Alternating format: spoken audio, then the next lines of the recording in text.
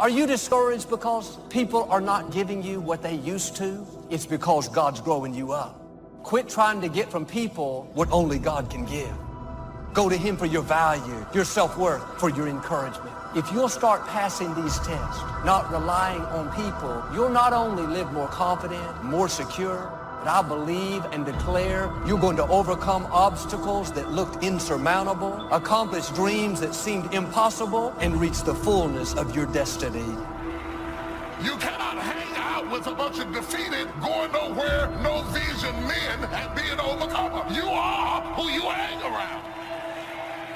I want you to listen at them and think about you, because it is possible to develop a mentality to fit your environment that simply makes the best of a bad situation. I'm not happy. I'm not getting the most out of my life, so I'm going to bring my expectation down to my reality and enjoy the fact that at least they didn't carry me off to the morgue today. I'm still here.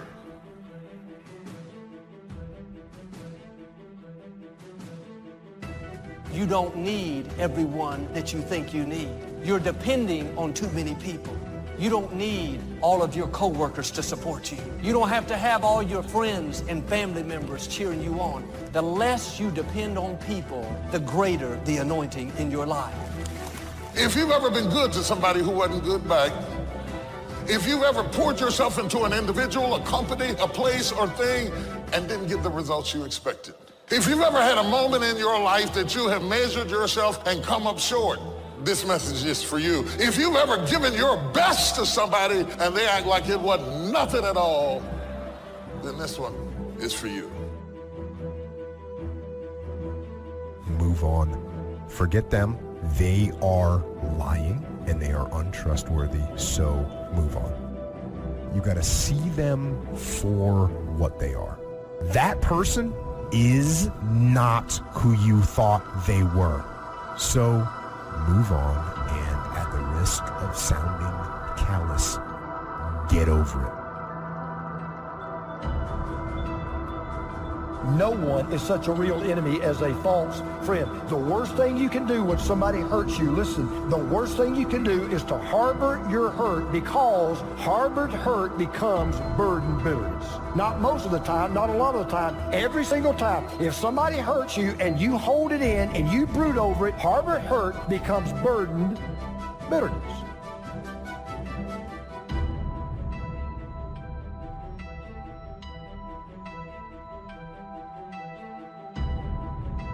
When someone breaks our trust, we question ourselves too. Like, we think my judgment's bad because I totally put my faith in this person and look what they did to me. So you got to build that trust up back again with yourself. How do you do that? Read, learn, work out, be alone. It's okay to be alone.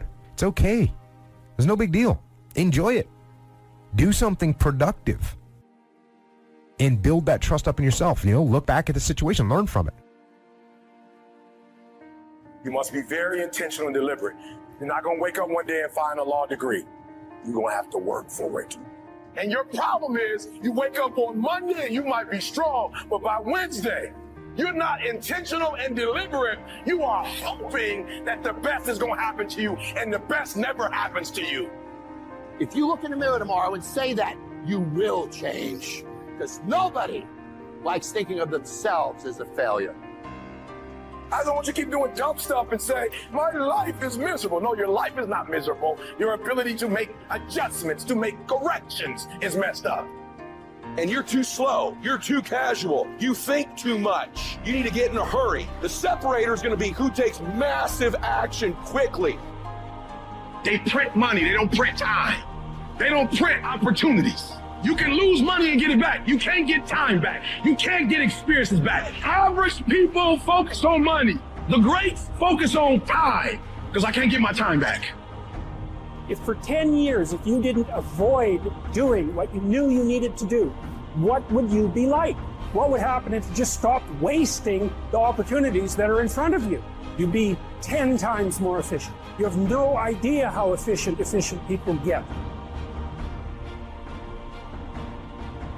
If you want to make your dream become reality, the people that are running at their dreams know that it's possible that you can live your dream, that it's necessary, that you're relentless, that you have a plan of action, that you are creative. The people that are living their dream are finding winners to attach themselves to. The people that are living their dreams are the people that know that if it's going to happen, it's up to them. And they're resolving within themselves, it's not over until I win. The people that are running after their dream know they're going to have hard times. They keep on running because they're saying within themselves, I'm the one, no matter how bad it is or how bad it gets, I'm going to make it. The people that are running after their dreams are the people that are hungry. The key is time is precious. Life is not just the passing of time. Life is a collection of experiences, their frequency and their intensity. Life is not just watching the clock tick away. Life is a collection of experiences, their intensity, their frequency. When should you start the day? As soon as you have it finished. Plan the day the best you can, leaving plenty of room for improvising and surprises and all the stuff that happens during the course of the day. But if you've planned a good, productive day, now you start that day, you can't believe how much more valuable your time will be. Don't start the day until you have it finished. Now here's the next one. Don't start the week until you've had it finished. Now to lay out a week is a pretty good challenge. And then here's the big one. This is really challenging. Don't start the year until you have it finished. To the best of your ability. It can't be finished like minute by minute. But in terms of the sweep of what you want to accomplish, make sure that that's set and ready to go by the time January 1st rolls around. And it might get all upset. It might get torn up when you do a new one. You make so much progress the first 90 days that now you've multiplied it all by 2, by 3. Because that happened to me. I thought, wow, this is going to be a great year. By the time I'd finished the 3rd month, I'm rolling, I'm soaring. So many things are happening, I revised my whole year's plan. Next key to time management. And that's work longer and harder. But see, there's a limit to that. I almost lost my health the first year. I went so crazy about personal development and achievement. I just went bonkers. You know, I told you I was skinny. By the end of that first year, I was a walking shadow. And then it suddenly occurred to me, what if I got rich and too ill to spend it? I mean, that was a shocker. So I started, developing a little more reasonable. Because I said, if 12 hours won't do it, I'll work 14. If that won't do it, I'll work.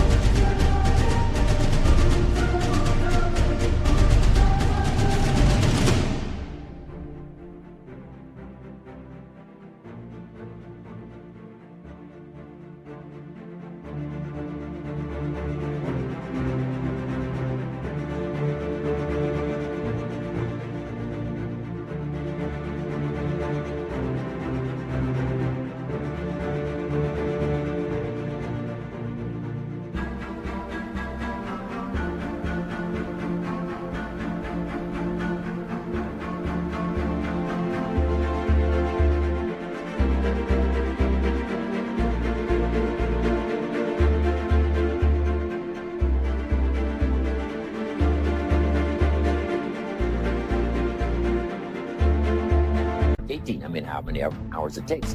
And sure enough, it cost me too much. So see, working longer and harder for some might be appropriate. Here's the key, not to work harder, but smarter. We give up so quickly. The first time we get turned away, we go home.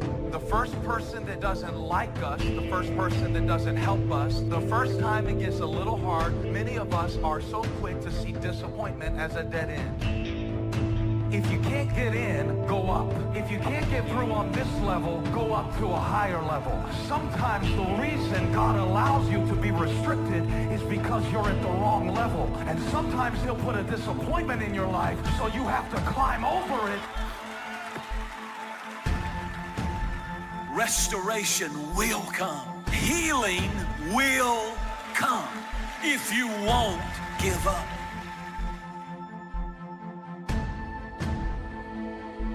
anytime trouble comes, anytime heartache comes, anytime disappointment hits their life, rather than face it and walk through it, they quit, they back down, and they waste their pain.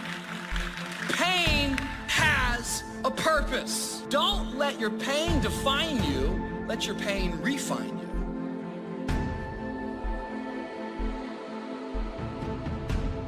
Now, our job is not to be the person who exposes betrayers. Our job is to make sure that we stay resilient enough to know that betrayers are going to come and go, but we're going to walk by faith and not by sight. And we are going to forgive people. We are going to enjoy our life.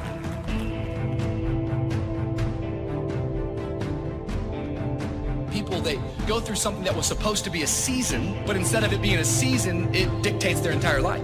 You met people that instead of getting better, they just got bitter because of the pain. Before you know it, their entire identity is wrapped around their issue. It's wrapped around this moment of heartache, this moment of disappointment. You've met people that have been betrayed by a friend, and instead of forgiving, instead of rising back up, instead of being the friend that they're looking for, they isolate and they back down. You meet people that their dreams never came to pass, and because the dreams never came to pass, they just now become a critic of anybody else who goes for their dreams. 80% of the things we do are busy things that we do in an area that is not effective. The average person only spends 20% of their time doing the thing that they are really gifted at.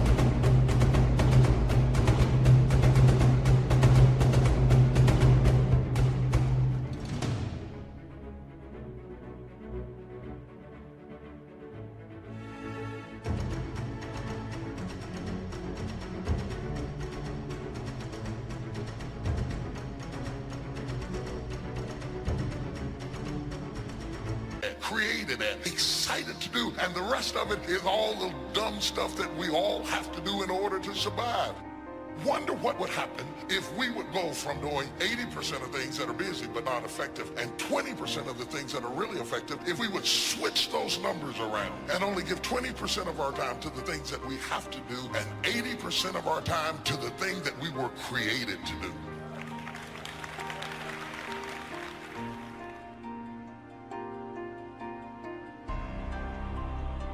If you'll be faithful, if you'll be disciplined when the amounts are small, we'll make you a ruler, give you a position of authority when the amounts are many. Take care of your disciplines when the amounts are small, and then life will see to it that you get some extraordinary numbers to work with. Do not disregard the smallest of disciplines. Do not neglect the smallest of disciplines, and build on that foundation, and you can have everything you could possibly want. Get going. Don't stop at where you are as if it were the destination, when in fact, in reality, it may be the transportation that brings you into that thing you were created to do. Stay on your path, stay positive, stay encouraged, keep praying. I want you to start praying specific prayers, and that way you're going to start witnessing God bless you specifically. Don't feel like you're being greedy or over the top. It's beautiful to recognize when you're blessed, but it's okay to start asking for blessings.